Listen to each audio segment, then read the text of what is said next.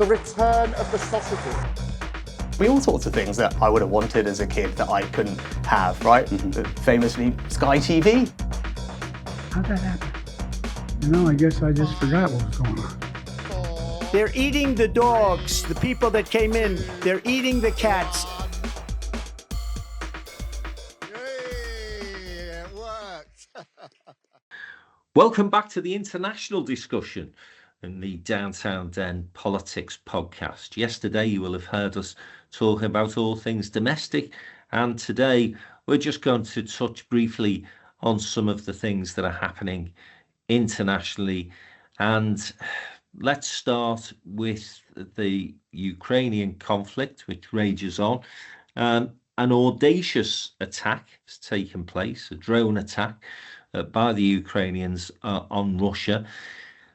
Now, this might sound as though it was an inevitable consequence of continued bombardment from the Russians and the Ukrainians getting fed up waiting for these peace talks to take place.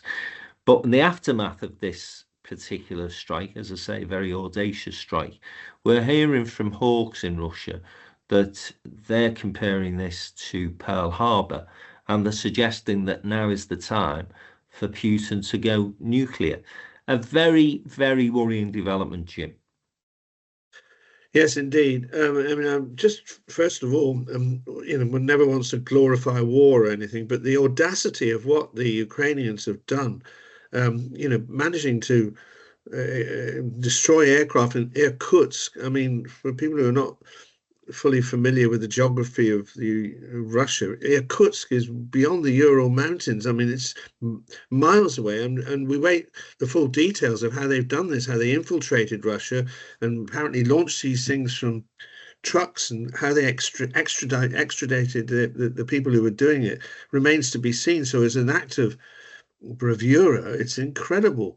But I mean, the political point about it is that Trump has run this narrative that Ukraine has basically lost, and therefore, the sooner a deal is done, the better. And Ukraine keeps on saying we haven't lost.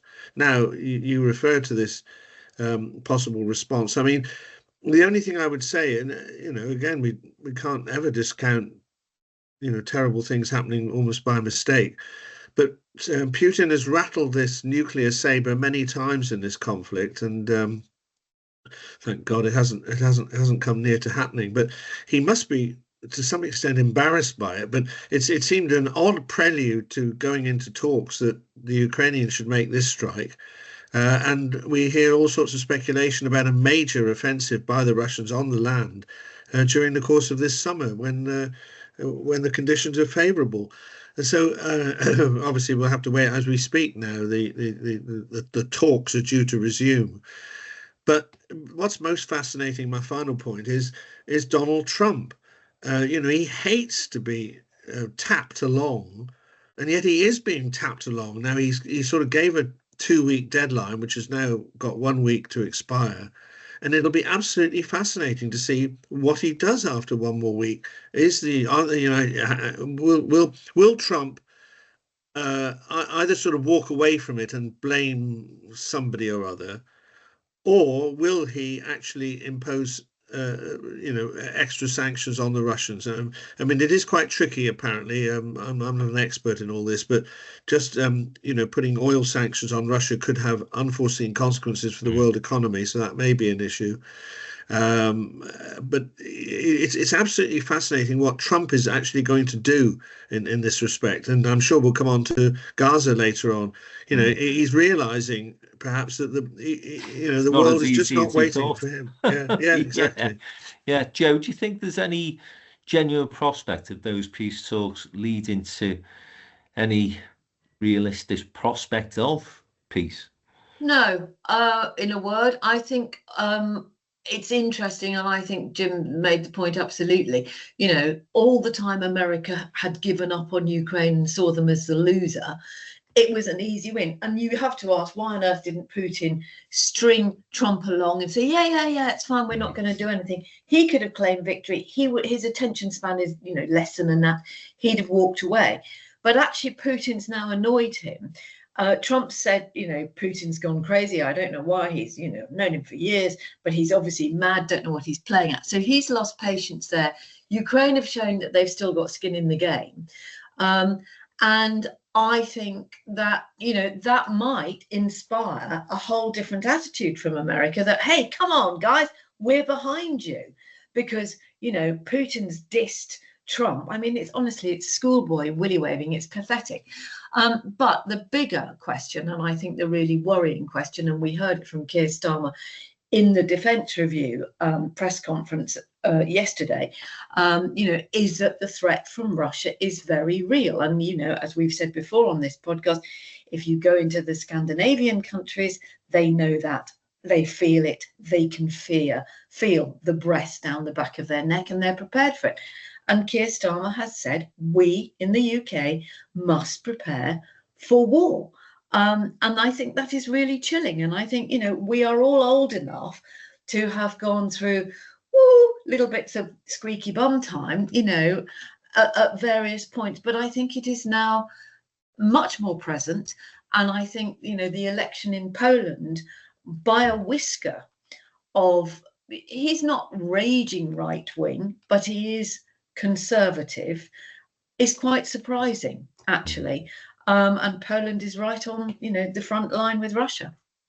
Yeah, that announcement yesterday that the right-wing candidate in Poland had won the presidency, just to put this into some context for our listeners, the president in Poland isn't as powerful as President Trump, and basically acts as a brake on the Prime Minister and the government. And the Prime Minister and government of Poland, I think I'm right in saying it's Tusk, isn't it? The former EU commissioner. So obviously very progressive. And what we've now got is a president who will be basically thwarting the movement from the government to get closer to the European Union to support Ukraine.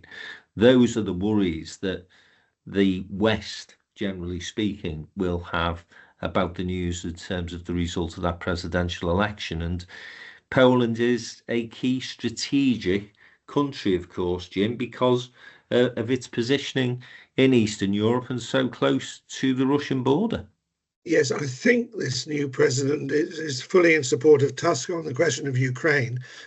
Excuse me. I think it's got to do with his attitude to the European Union, and he will block. You're right, he's not as powerful as Trump, but he can block what Tusk wants to do. Yeah. I mean, this is a fascinating, Europe is just changing every week we discuss it, because in Romania, we had some encouraging news that a sort of relatively liberal guy won. Now Poland, because the country party in Poland lost the election to Tusk, and they're now encouraged to think that they could come back in 2 years' time. And we've always got Orban in Hungary. So we just briefly referring back to a previous conversation, we talk about our relations with Europe. Well, it's an ever-changing organization now.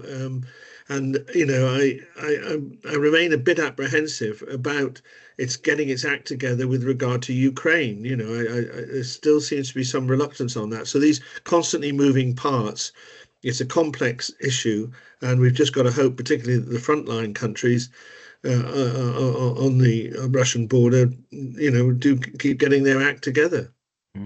Well, we wait and see what happens in terms of the peace talks that are due to happen in Turkey. But at the same time, the Gaza conflict just becomes more and more depressing, doesn't it? I mean, some of the scenes that you're now seeing come out of Palestine really are heart-wrenching. And listen, not only Britain, but other European leaders as well. So Keir Starmer was joined by Macron, the German Chancellor, and others in condemning the Israeli attacks, continued attacks on Palestine. So I know that we've got to be very careful in terms of this particular debate and discussion, because people do rightly get very exercised by words that are used. So let me make it clear that I have no problem whatsoever in terms of Israel reacting to those terrible things that happened on October the 7th, almost 2 years ago now. But Netanyahu and his government are, in my opinion, undertaking activity that is way beyond what should be seen as acceptable.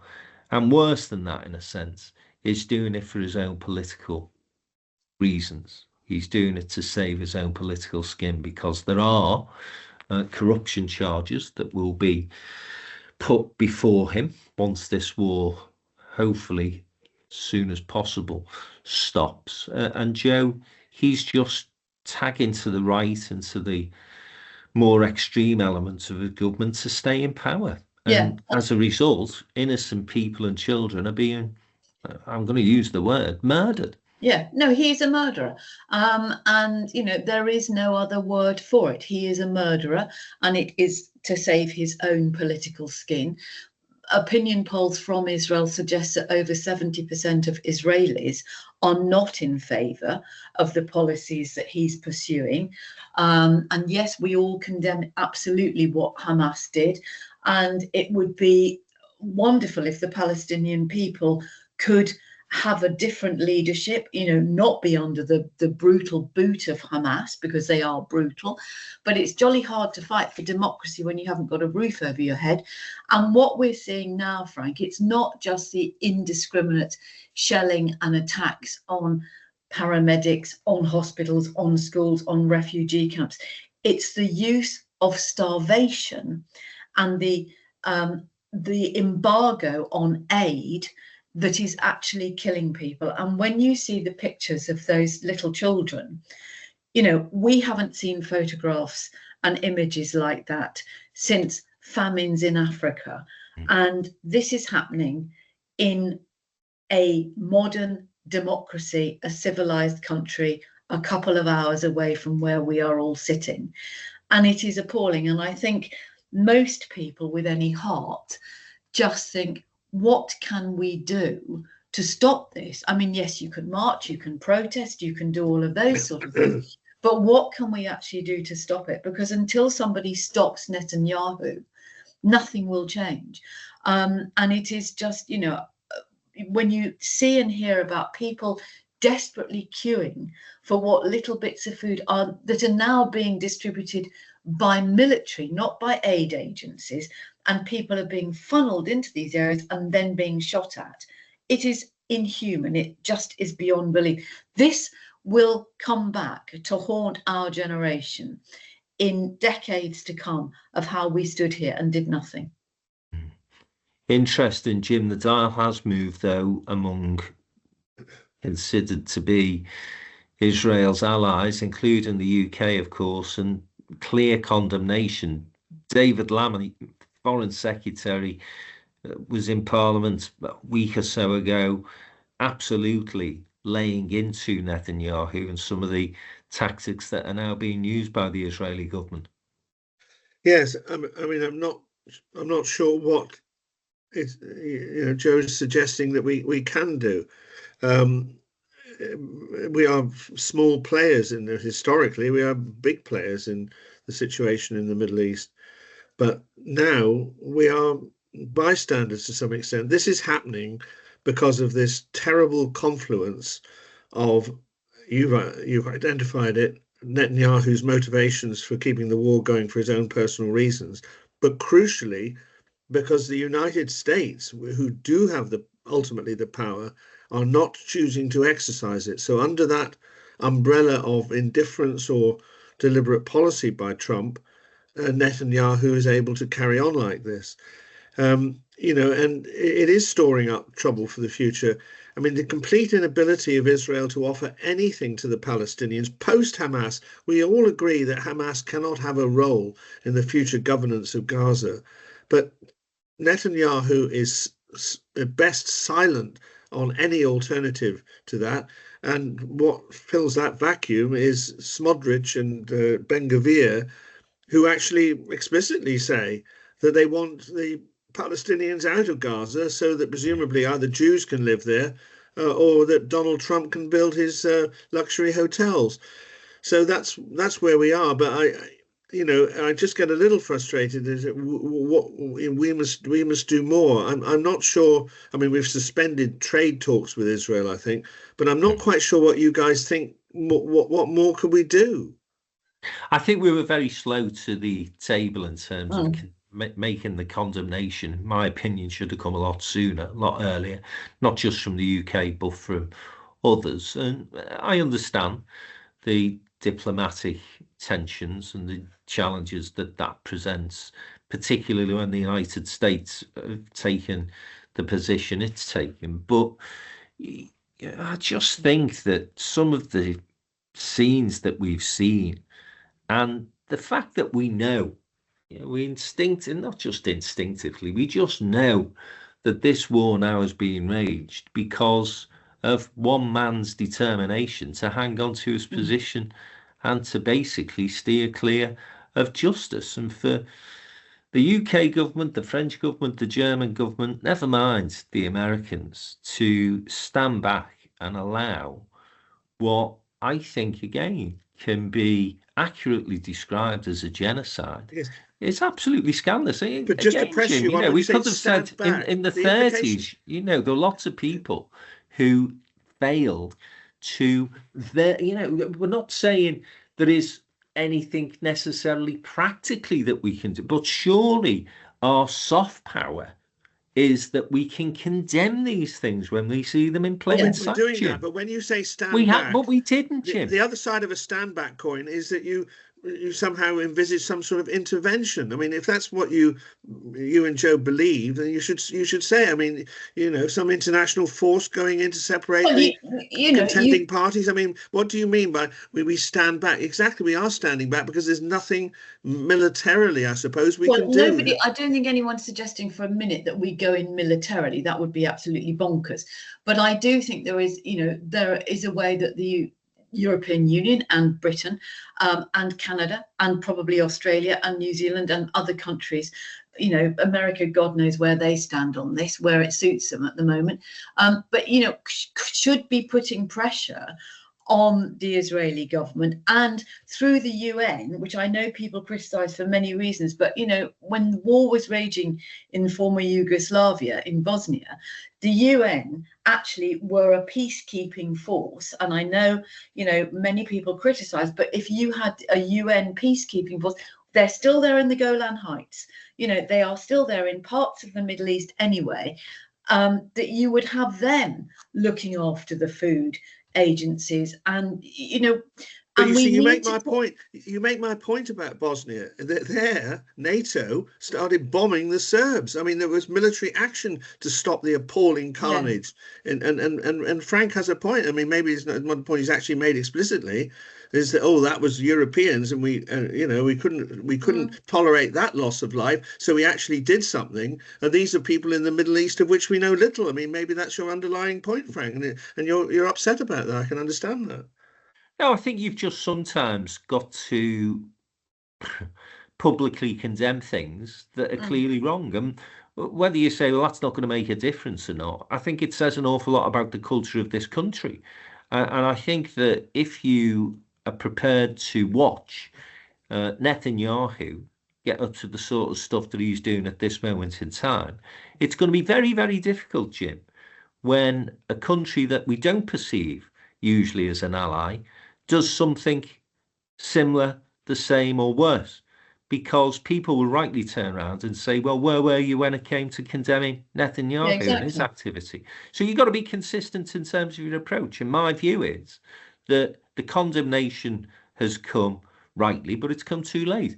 I think it should have been happening 3, 4, 5 months ago when it was clear what this guy's agenda was. And it had nothing to do to bring peace to the Middle East. It had nothing to do with protecting Israel. It had everything to do with protecting his own political leadership. And for me, I think that if Keir Starmer, Macron, the Germans, the Italians, the European partners would have come out with that condemnation earlier, then perhaps we could have stopped some of the atrocities that we've witnessed over the past 3 or 4 months. The fact that Donald Trump has now abandoned this idea of trying to develop, from what I can see, some sort of entertainment fair and hotels in that particular part of the world, because I tell you what, if they think that that part of the world is now not going to be raged in war for many, many years ahead, then they are kidding themselves. You've got 25 additional settlements have been made now.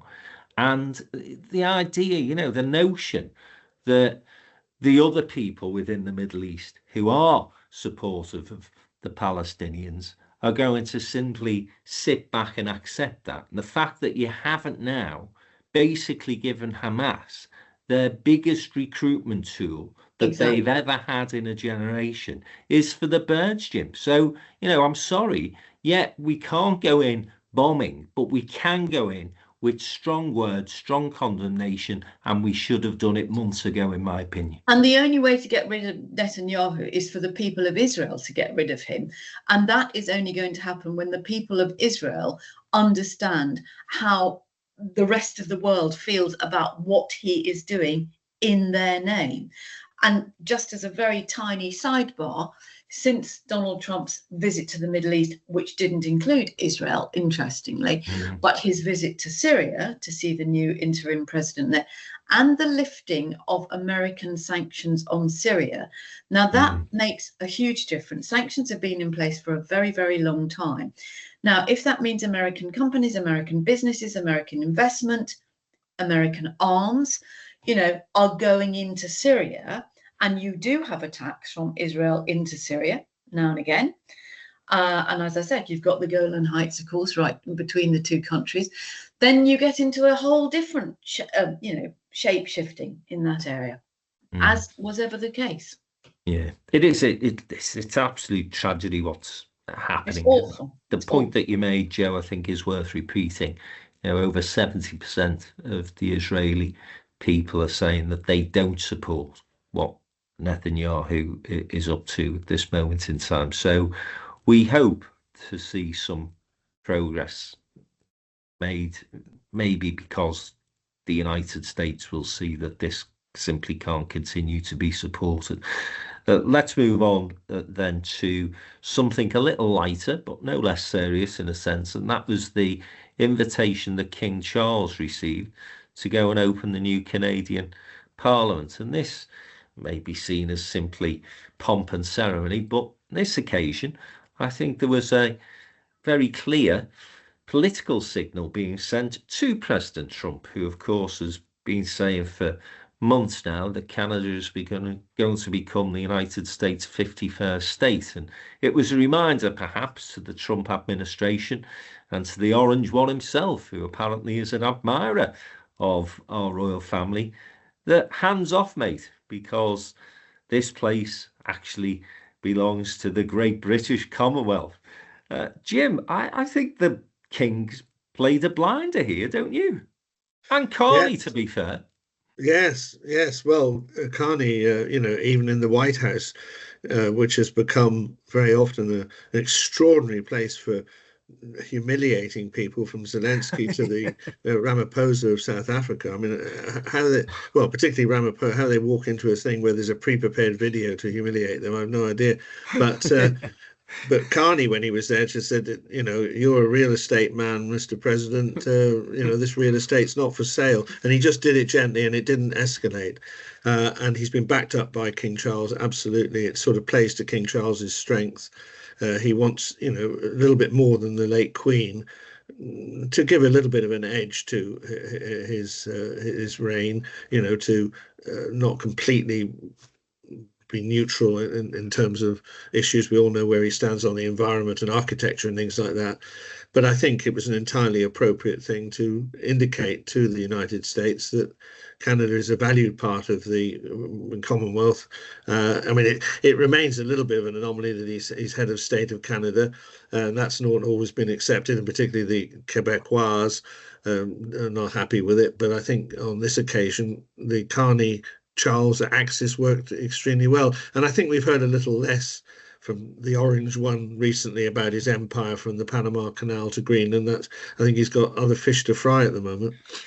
Yeah, and a bit of French thrown into his speech when King Charles was addressing the Canadian Parliament. The other Little piece of good news this week internationally was Musk has gone. He's departed from the White House as Elon, and apparently very frustrated at the fact that he hasn't been able to save $20 trillion by cutting back spending on various government projects and initiatives. I think he'd done quite a bit of damage, in fairness to him, and has made a dent into very important things like research and development and like US aid, which will be having devastating effects. Let's not put too fine a point on it in terms of some of the international aid that has been given in the past. Again, reports now suggesting that already the AIDS epidemic has started to re-emerge in Africa. Malaria is something that, again, is back as a disease that is ripping through those nations that currently were part of that US aid support packages. But nonetheless, Musk has gone, and he's gone, I think, having massively damaged his own personal reputation, Joe, and the value of his companies, whatever personal wealth he may have been able to amass during his period of time of, I suppose, buying and selling memes that Donald Trump was coming up with. But on a personal level, his reputation has been sunk, hasn't it? Yes, I mean, one would like to say he's going to spend more time with his family, but of course he's got so many children with so many different women, it'd be hard to know which one he's going to spend time with. So yes, I think, I'm not sure that Elon Musk cares about being liked. I think Donald Trump certainly does. He wants to be adored. But I think Elon Musk was not liked by very, very many people, including Republican voters. And his behavior in the White House and his attitude, from the chainsaw wielding on stage and these allegations of, slight over excessive use of drugs and things like that, and his erratic behavior. So, yet again, it's somebody who's gone in, who's going to change things, and actually hasn't done anything except caused a lot of damage, and will be very, very personal damage to many people who lost their jobs, overnight. You've lost your job, you've lost your income, you've lost your projects, you've lost everything. So, they seem to be on relatively good terms at the moment, although people did notice that when he returned to the White House, he'd got a black eye, and Trump has withdrawn his support for Musk's proposal for the person to take over NASA. I think that's quite interesting. See, all these big bromances end in tears. Well, not mine and James's, which has gone on for many years now. Of course not. We can't comment on Elon Musk's alleged drug use because he's got far more money than we have, and he could take us to but apparently ketamine sales were through the roof in Washington during this period of time there. Make of that what you will. Jim, you glad to see the back of Elon Musk, or do you not think it matters much? I think it was all tokenism anyway, really. Well, no, but we always forecast that they're both very volatile characters, and it was unlikely that it would last too long. I mean, formally, a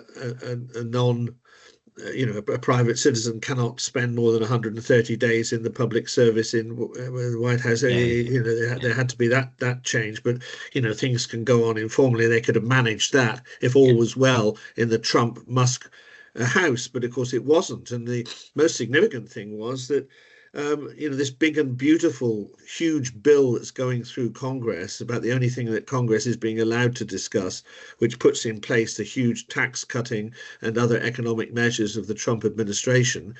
Musk said that it may be big, but it's not beautiful, and you can't have both. And that, of course, plays to one of the tensions, because Elon Musk is a free trader, and at heart he doesn't have Trump's enthusiasm for tariffs, and that's of course a huge tension. And he was becoming a distraction. I mean, I still go back to what the American trade unions are doing, because if someone appeared on a platform with a chainsaw, to make fun of cutting thousands of people's jobs, there'd be a general strike in this country, I should think.